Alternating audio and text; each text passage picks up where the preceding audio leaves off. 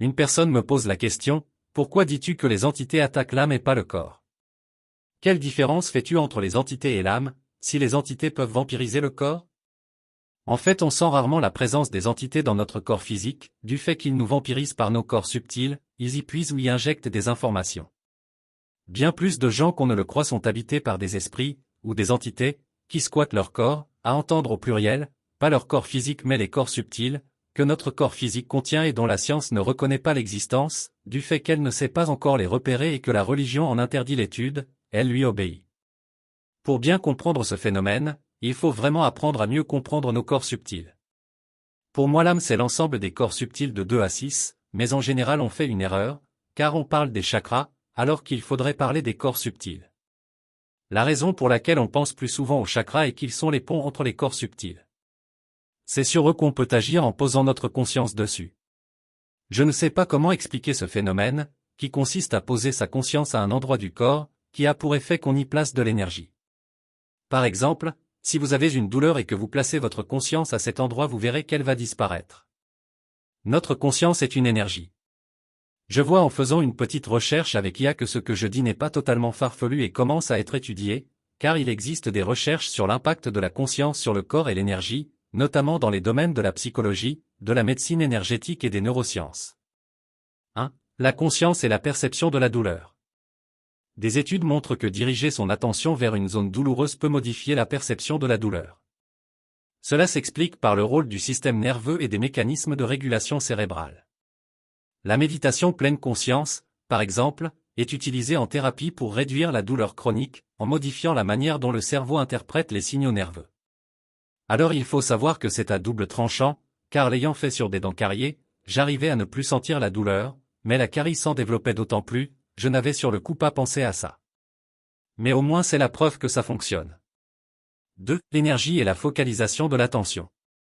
Certaines approches en gestalt thérapie et en psychologie transpersonnelle explorent comment la conscience du corps influence l'énergie vitale. L'idée est que porter son attention sur une zone permet d'y diriger l'énergie, favorisant ainsi la détente et la guérison. 3. Les recherches en médecine énergétique. Des disciplines comme le Qigong, le Reiki et la médecine traditionnelle chinoise considèrent que la conscience agit sur les flux énergétiques du corps. En médecine chinoise, on parle de Qi, une énergie vitale qui circule à travers les méridiens, et qui peut être influencée par la concentration mentale.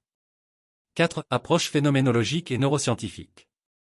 Certaines recherches en phénoménologie et en neurosciences étudient comment la prise de conscience du corps modifie les états internes. Par exemple, la visualisation mentale et la concentration sur une zone corporelle peuvent activer des circuits neuronaux, liés à la guérison et à la régulation émotionnelle. Avez-vous testé déjà cette manière de faire? Oui, je l'ai testé sur mes dents donc, mais ça a un inconvénient qui prouve que ça marche, comme quoi le fait que les choses fonctionnent n'est pas toujours bon, car à force de travailler sur le fait de ne plus sentir ma douleur à une dent, la carie s'est développée et j'ai dû me faire arracher ensuite la dent. J'aurais pu l'éviter peut-être si j'avais pu échanger sur mes expériences et anticiper ce danger. Mais bien souvent, dans mes recherches, je ne peux en parler à personne car elles dérangent. Le simple fait de ne pas faire des choses comme tout le monde dérange même les gens qui se font passer pour marginaux ou anticonformistes, qui sont même souvent les plus hostiles aux nouvelles manières de faire. J'ai tenté d'en comprendre la cause et il semblerait que ce soit dû au fait qu'ils vivent souvent dans une forme d'instabilité intérieure, par quoi toute manière de faire qui ne soit pas codifiée par le conformisme ambiant les met en soupçon. Finalement, l'idée du détachement bouddhiste qu'apporterait le dépouillement ne fonctionne pas de ce point de vue. Une personne qui vit dans le présent uniquement angoisse plus qu'une personne qui a une sorte de sécurité apportée par une idée d'un avenir différent, sur lequel elle peut agir.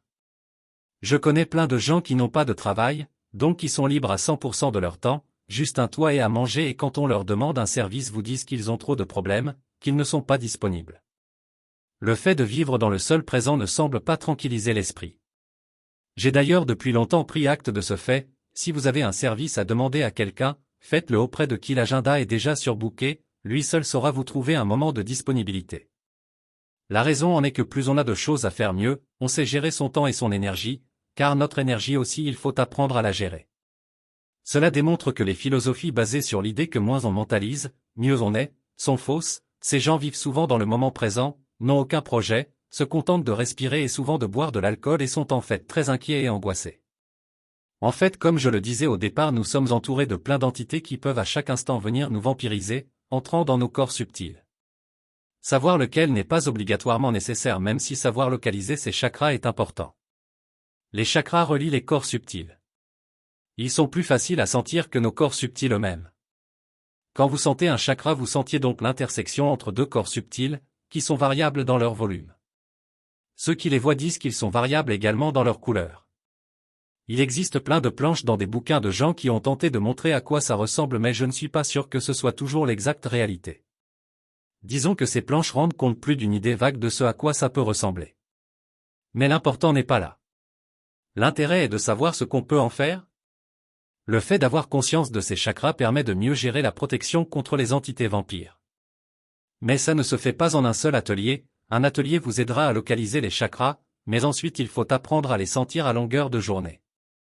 Je l'ai fait pendant 7 ans, en restant totalement dedans au point que maintenant c'est devenu pour moi comme une seconde nature que scanner mes propres corps subtils.